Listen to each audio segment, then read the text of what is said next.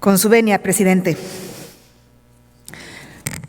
Lo ocurrido en El Paso, Texas, forma parte de los más de 250 ataques con arma de fuego contra personas inocentes en tan solo 216 días en los Estados Unidos.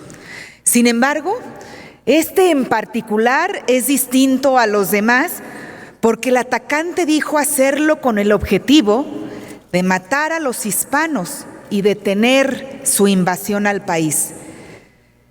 Desde las elecciones presidenciales de 2016, las campañas políticas presentaron discursos altamente estridentes y violentos contra minorías étnicas y religiosas, con el objetivo de alimentar las diferencias sociales para ganar simpatizantes.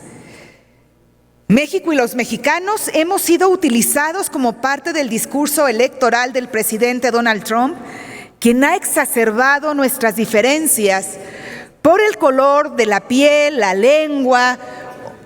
Nos ha acusado de ser violadores, criminales, y nos responsabiliza de hacer una invasión en la Unión Americana. Nos califica como hombres malos, personas malas. Trump ha utilizado el discurso para generar miedo a los mexicanos y a los hispanos, a los que no tenemos las características de lo que para él representa el ciudadano americano. Su discurso de odio, mediante el cual se manifiesta el racismo, la xenofobia, la discriminación, genera profunda división, una grave polarización, exalta la intolerancia e incita e inspira crímenes de odio, como el ocurrido el pasado domingo, en el que murieron 22 personas inocentes, 8 de ellas nacionales mexicanos. Desde esta tribuna nos solidarizamos con los familiares de las víctimas mortales y con los heridos. Este hecho lamentable ocurrido en El Paso, Texas, a todos nos duele, a todos nos lastima. El día de ayer, durante la develación de su estrella en el Paseo de la Fama, Guillermo del Toro portó la bandera tricolor enviando un mensaje a los migrantes y les dijo: estamos en un momento de mucho miedo y mucha división, porque para eso se usa el miedo. Se usa para dividirnos, para decirnos que somos diferentes, que no debemos confiar el uno al otro, y esas mentiras hacen que sea más fácil controlarnos y odiarnos. El antídoto es unirnos y darnos cuenta que esas divisiones son totalmente una fantasía. Después del ataque en El Paso, sabemos que los discursos de odio que se usan y que principalmente usan los líderes populistas tienen consecuencias mortales. Lamentablemente, El Paso nos ha enseñado el sabor amargo que genera el odio, la xenofobia, la discriminación y la violencia verbal. En El Paso han muerto personas inocentes.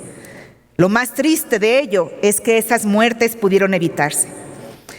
En el 2016, durante la conmemoración del Día Internacional por la Eliminación de la Discriminación, el Alto Comisionado de las Naciones Unidas recordó a los gobiernos sobre sus obligaciones legales para detener el discurso y los crímenes de odio en sus naciones. Ante ellos, el gobierno mexicano también debe poner el ejemplo. Por lo anterior, las y los legisladores del PAN expresamos nuestra más enérgica condena al discurso de odio que incita a los ataques contra los mexicanos en Estados Unidos. Exigimos la condena del gobierno de México al racismo, a la intolerancia y al supremacismo blanco como instrumento de los procesos democráticos en Estados Unidos y en cualquier parte del mundo. Las senadoras y los senadores del PAN exigimos el cese de los ataques contra México y los mexicanos de la campaña electoral de Donald Trump en los Estados Unidos. Y repetiría las últimas palabras de Guillermo del Toro: el antídoto ante el miedo y la división es unirnos y darnos cuenta que esas divisiones son totalmente una fantasía.